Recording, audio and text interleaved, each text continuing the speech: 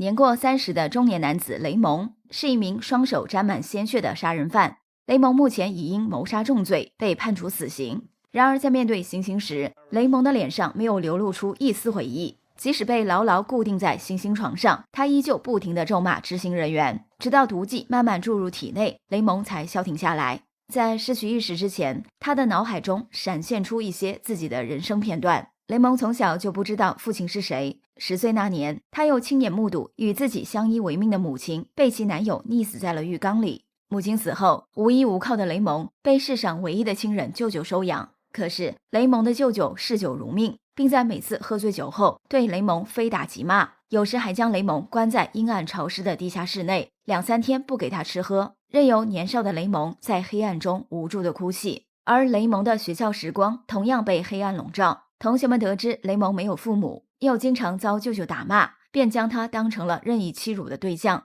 雷蒙受不了这种长期的校园霸凌，13岁就辍学回家，开始混迹街头。在此期间，他为了不受其他小混混的欺负，不得不加入了黑帮。从此，雷蒙开启了自己打家劫舍、贩卖毒品的罪恶人生。在这种刀口舔血的日子里，他的内心渐渐变得麻木和冷酷，暴力成了他和这个世界对话的唯一方式。半年前，雷蒙在和其他帮派成员火拼时，不仅杀死了5名黑帮分子，而且还开枪打伤了1名普通民众，并因此遭到警方拘捕，最终被判处了死刑。随着注入体内的毒剂药性发作，雷蒙带着对这个世界的满腔怨恨，缓缓闭上了双眼。出人意料的是，他的生命并未就此结束。原来，行刑人员根本没有给雷蒙注射真正的毒剂，而是向他的体内推入了麻醉剂。原因是一家药物研发公司正在为试验新药寻找人类活体，雷蒙正是被这家公司选中的一名死刑犯。当雷蒙躺在冰冷的停尸床上，刚刚恢复意识的时候，药物研发公司的工作人员给了他2个选择，要么继续接受死刑，要么同意做人体实验。而且在实验成功之后，他将获得一个新身份，回归社会。雷蒙自然不愿放弃求生的机会，随后他被药物研发公司的人带到了一处戒备森严的实验室里，并被戴上了手铐。人体实验的负责人金博士是一个瘦弱的中年男子。据金博士介绍，他们正在研发的一种药物能够通过改变人类大脑中的化学物质，抑制患者的暴力倾向，从而让恶人改过向善。不过，这种药物尚未做过人体实验，它有没有副作用，以及副作用何时显现，目前都不得而知。因而，雷蒙和其他19个实验样本将被无限期留在实验室进行观察，直到研发团队认为实验成功，他们才能够离开。为了确保实验样品之间互不干扰，雷蒙所在的这间实验室只有雷蒙1个实验样品。雷蒙在这里每隔6个小时都要服用1次药物。在实验的第1阶段，工作人员会全天候监测并记录他的各项身体指标。听完金博士的讲述，雷蒙也只能同意配合实验。服药几天后，金博士为了测试药效，让工作人员打开了雷蒙的手铐。谁知雷蒙刚摆脱束缚，就突然袭击了身边的工作人员，然后朝着实验室的围墙冲了过去，想要逃离这里。他的动作十分敏捷，差点就翻出了围墙，但最终被追踪而至的警卫用麻醉枪击中，当场失去意识。再次醒来时，雷蒙发觉自己胳膊上用来唬人的纹身已被洗掉，顿时气急败坏地对着监控探头咆哮咒骂起来。金博士没有理会雷蒙的愤怒，他决定先从外表入手，让雷蒙看上去不像是恶人，这才洗掉了其胳膊上的纹身。雷蒙的个人档案显示，他在10岁时就目睹母亲惨死的场景，此后变成孤儿，在长期遭受虐待的环境中长大，所以渐渐形成了反社会的病态人格。尽管如此，金博士依然觉得雷蒙的良知并未完全丧失。为了验证自己的判断，金博士向雷蒙展示了遭其杀害的黑帮分子照片。不料雷蒙在看到这些照片时，立即情绪激动地辩解称，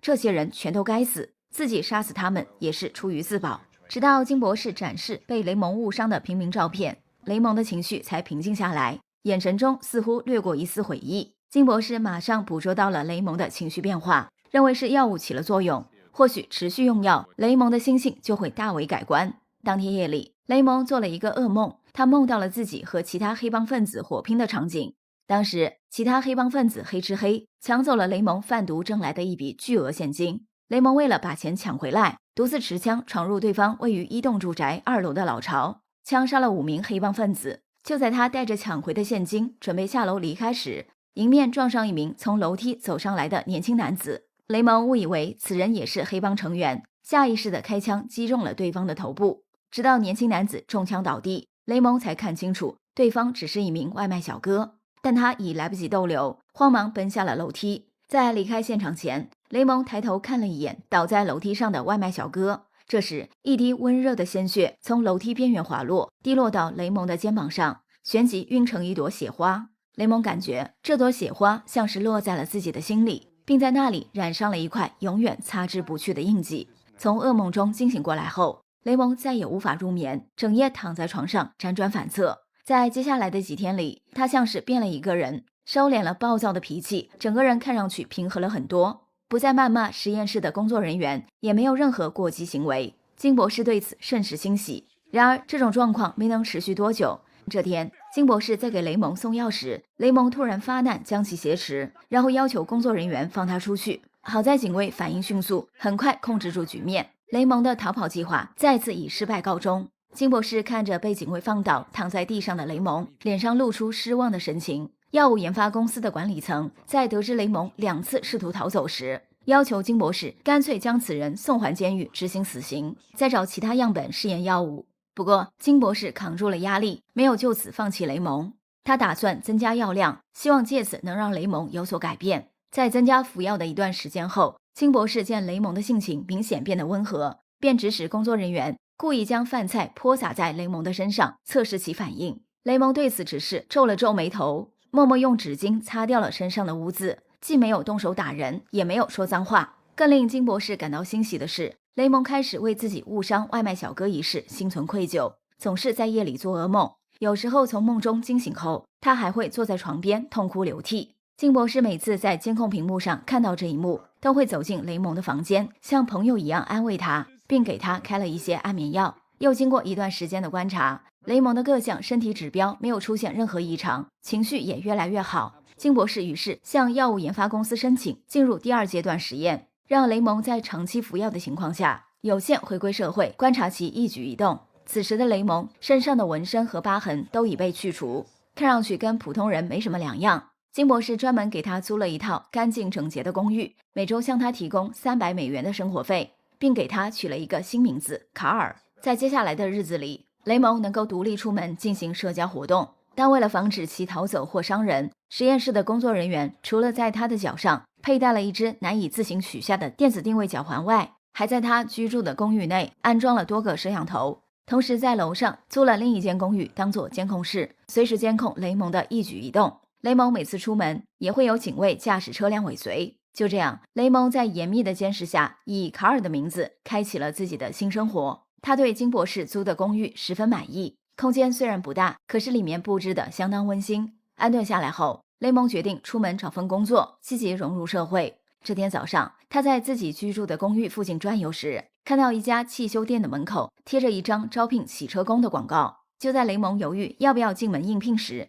一名年轻女孩主动上前与其搭讪。女孩名叫丽莎，是这家汽修店的员工。得知雷蒙有意愿应聘洗车工，丽莎热情地拿出一张申请表，申请表中需要填写应聘者的过往工作经历，这让雷蒙有些犯难。丽莎见此情形，笑着表示如果没有工作经历，这一栏可以不填。雷蒙看着眼前这个女孩微笑的面庞，内心升起一股从未有过的暖意。等他在表格上填写完简单的个人资料后，丽莎依旧挂着笑脸，让雷蒙回家等消息即可。如果汽修店老板决定录用他，会按照申请表上的电话号码给他打电话。在回公寓的路上，雷蒙又顺道在一家便利店里买了一堆零食和啤酒。当天夜里，雷蒙又一次陷入失眠状态。他走到监控探头前，要求监控人员给自己送2片安眠药。哪知监控人员送来药后，雷蒙并没有服用，而是主动邀请送药的监控人员喝瓶啤酒，然后趁机将安眠药投入了对方的酒中。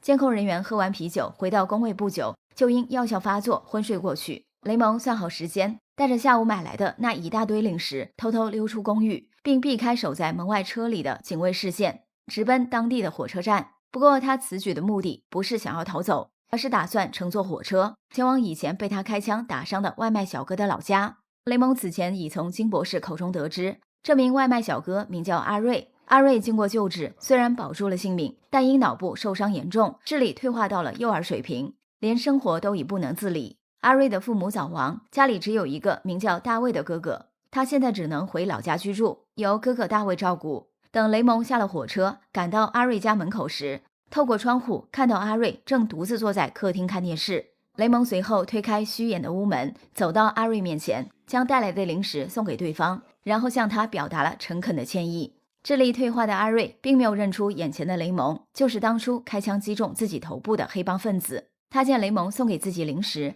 当即把他当成了好朋友。不一会儿，屋外传来了汽车的声响。雷蒙透过窗户看到一名中年男子走下车，应该是阿瑞的哥哥大卫。由于担心大卫认出自己，雷蒙赶紧逃出了阿瑞的家门。大卫见有陌生人从自家方向离开，背影看上去还有些眼熟，心里甚是纳闷。等到进屋看到弟弟正在吃一堆零食，大卫才终于想起来，刚才自己看到的背影不是别人，正是开枪打伤弟弟的黑帮分子雷蒙。在意识到被执行注射死刑的雷蒙居然还活着，而且恢复了人身自由，大卫顿时怒火中烧。这时他注意到了雷蒙留下的一堆零食里有一张便利店的购物小票。大卫决定通过这张购物小票上的信息找到雷蒙的藏身地，然后寻机杀死对方，亲手替弟弟报仇。与此同时，金博士已通过雷蒙佩戴的电子脚环找到了雷蒙。这只电子脚环除了能定位之外，还有预警功能。只要雷蒙离开居住的公寓超过5公里，电子脚环就会向金博士发送预警信息。金博士在收到预警后，立即带人驱车找到了雷蒙。他原本以为雷蒙见到自己后会马上逃走，直到雷蒙展示了往返的火车票，金博士才相信他迷晕监控人员，确实只是想跑去向受害人阿瑞道歉。这让金博士更加坚信是自己研发的药物起了效果，因而他没有为难雷蒙，只是驱车将其送回了公寓。第二天上午，雷蒙接到了汽修店员工丽莎打来的电话，得知自己已被汽修店老板录用，雷蒙对此极为兴奋。在接下来的一段时间里，他每天都在汽修店卖力工作，不但汽修店的老板对他非常满意，丽莎对他更是刮目相看，两人的关系因此越走越近。金博士看到雷蒙的这些变化，内心甚感欣慰。这天，他亲自驱车来到汽修店接雷蒙下班。雷蒙上车后，金博士向他开诚布公地说出了自己研发驱人向善药物的原因。原来，金博士和妻子以前有一个独子，谁知这个孩子在年仅8岁时被一名暴徒残忍枪杀。儿子的离世让金博士和妻子的人生陷入了无边的黑暗，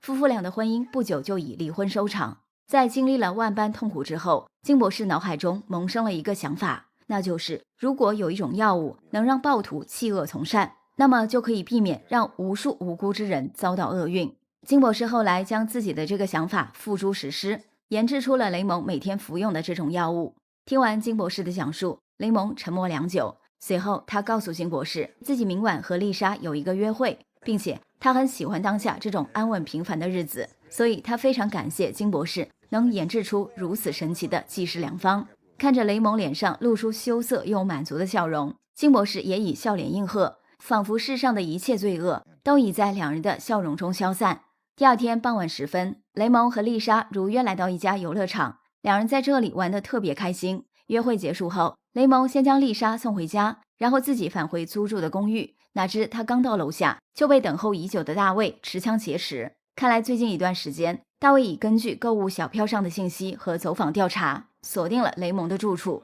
不仅如此，大卫还留意到雷蒙长期被人监控，因而他一直没能找到下手的机会。直到今晚，他发现监控雷蒙的车辆没有出现，才果断动手。不料这时，楼上监控室的监控人员正好下楼买夜宵，结果堪堪撞上了大卫挟持雷蒙一幕。监控人员刚想上前制止，就被情绪激动的大卫开枪射杀。杀完人后，大卫又用枪托打晕了雷蒙，接着把他塞进自己的车后备箱，并用一把断线钳剪断了雷蒙脚上的电子脚环，最后驱车带着他扬长而去。大卫离开之后，负责开车尾随雷蒙的警卫姗姗来迟，原来这货中途给车辆加油，才耽误了一点时间。在见到同事中枪身亡，雷蒙不知去向后，警卫慌忙打电话通知了金博士。金博士意识到事态严重，又急忙向药物研发公司的管理层汇报了此事。没想到药物研发公司的总裁白先生随即告诉了金博士一个坏消息，原来除了雷蒙之外，其他19名参加实验的活体样本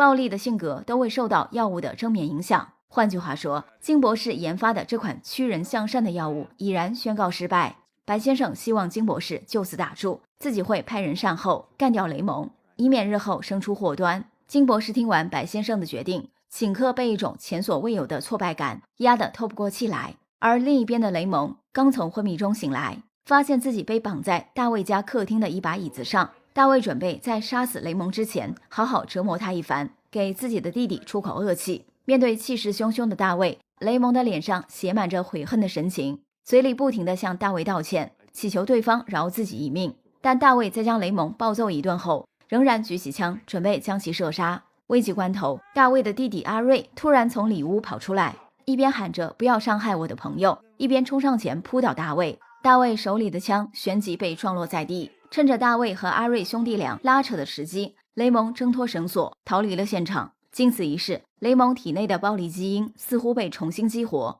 他感觉一股怒气直冲脑门。在强迫自己冷静下来后，雷蒙猜测应该是自己没有按时服药的缘故，于是他几经周折来到了金博士的家里，将自己遭受大卫绑架的来龙去脉告诉了金博士，并请求金博士尽快继续给自己服药。金博士沉思良久，最终决定相信雷蒙的话。他先是让雷蒙躲在自己家里，暂避白先生的追杀，然后打电话联系上助手，让对方前往药物研发公司取一些药物，秘密送来自己家中。谁知白博士的助理刚挂断电话，就将雷蒙藏身金博士家的信息上报给了公司总裁白先生。白先生立即带着一群警卫驱车赶到了金博士家。金博士听到动静，赶忙让雷蒙躲进了里屋。白先生进屋没能见到雷蒙的身影，质问金博士将人藏到了哪里。金博士没有回答白先生的问题，反而劝说白先生放过雷蒙，并将大卫绑走雷蒙、射杀监视人员的事如实相告。在金博士看来，自己的药物已在雷蒙的身上取得了成功的验证，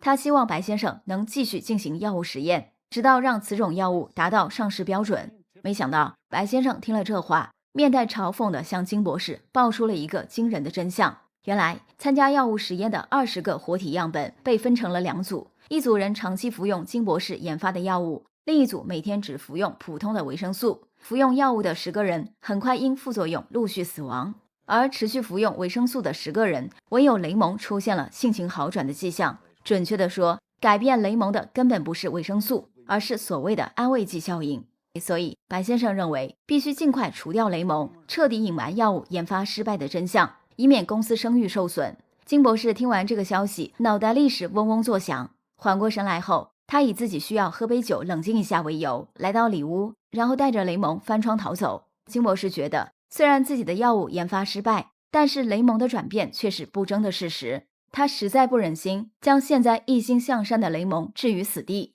为此，金博士准备驱车将雷蒙送往机场，让他立刻逃到国外避难。半路上，金博士把自己药物研发失败、雷蒙的转变并非来自药效的事悉数告诉了雷蒙。雷蒙听完后陷入了深深的沉默之中。就在这时，白先生带着一众警卫驱车追了上来，他们不顾金博士的安危，竟然开始朝着雷蒙疯狂射击。金博士为了躲避子弹，猛打方向盘，结果导致车辆失控，冲进了路边的一处湖中。落水之后，金博士很快陷入昏迷。生死关头，雷蒙放弃独自逃生的机会，拼尽全力将金博士救上了岸。金博士醒来后，从口袋里掏出一沓现金和提前伪造好的身份证件交给雷蒙，让他赶快前往机场，乘坐航班逃离此地。看着眼前满脸真诚的金博士，雷蒙猛然意识到，其实让自己性情转变的既不是药物，也不是安慰剂效应，而是金博士一直以来的耐心引导和信任。就在雷蒙含泪告别金博士，准备赶往机场之时，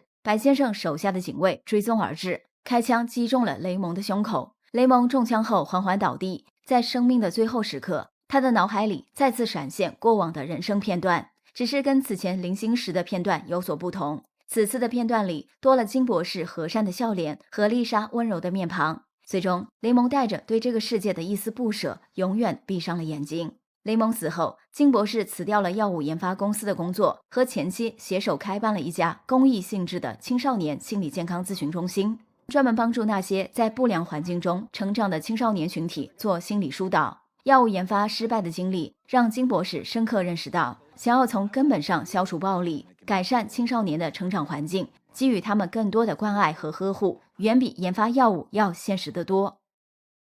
本期的故事来自2005年上映的好莱坞冷门惊悚片《控制》，其导演名叫蒂姆·亨特。或许小伙伴们对这个名字并不熟悉，但一定看过或听说过此人参与执导的经典美剧，如《绝命毒师》、《汉尼拔》、《美国恐怖故事》、《广告狂人》、《豪斯医生》、《歌坛》、《双峰》等，几乎每一部都是口碑佳作。这部《控制》虽然名不见经传，不过在其问世的2005年，仍然算得上是一部先锋之作吧。好啦，今天就到这里吧。喜欢我们节目的小伙伴，别忘了点个关注，让甜橙的声音长期陪伴您吃饭、开车、睡觉、洗澡、化妆、做家务。下期见。